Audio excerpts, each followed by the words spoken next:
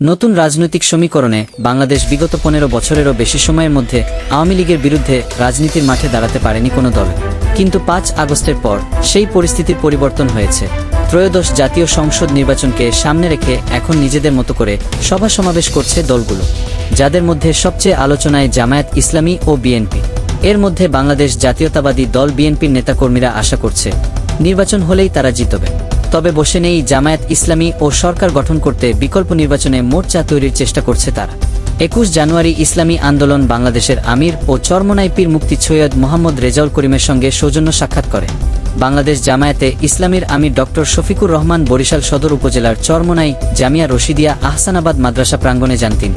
এ সময় দুই দলের সম্পর্ক উন্নয়নের বিষয়ে প্রশ্ন করা হলে চরমোনাই পীর বলেন, আমরা আগে থেকেই বলে আসছি ইসলামের পক্ষে যেন আমরা এক বাক্স পাঠাতে পারি, সে চেষ্টা আমাদের আগেও চলছে, এখনও চলছে।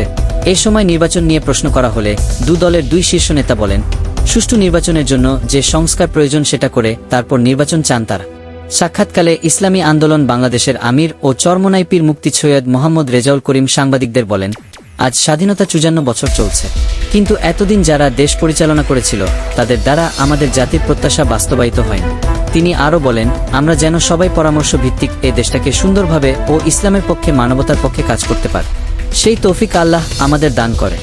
জামায়াতে ইসলামীর আমির ডক্টর শফিকুর রহমান বলেন, সবাইকে সামনে রেখে বলতে চাই, আমরা শুধু আল্লাহর জন্য পরস্পরকে ভালোবাসি, আল্লাহ যেন আমাদের এই ভালোবাসাকে কবুল করে।